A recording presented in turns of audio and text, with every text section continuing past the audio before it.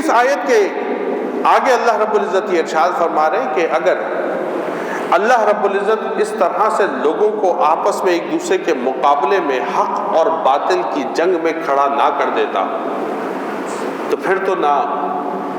عیسائیوں کے کلیسا باقی رہتے، نہ یہودیوں کے ماضی میں موجود سینیگوگ باقی رہتے، اور نہ ہی مسلمانوں کی مساجد آج کے دور میں باقی رہتی۔ یہ اللہ کا فضل ہے کہ اللہ رب العزت نے ہر زمانے میں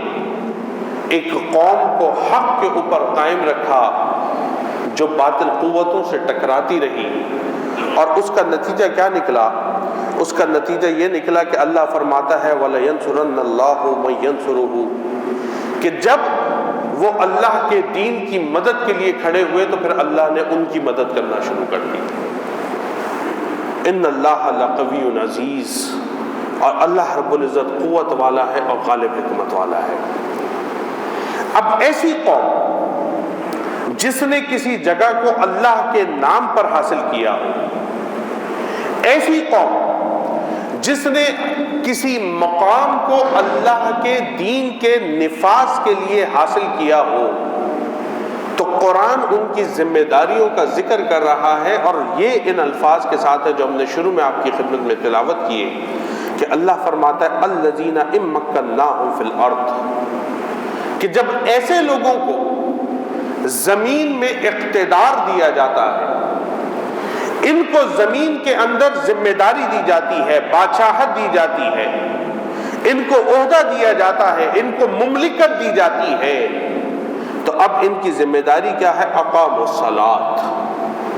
کہ یہ نماز کے قائم کرنے کی طرف توجہ کریں، وآتوا الزکوٰۃ،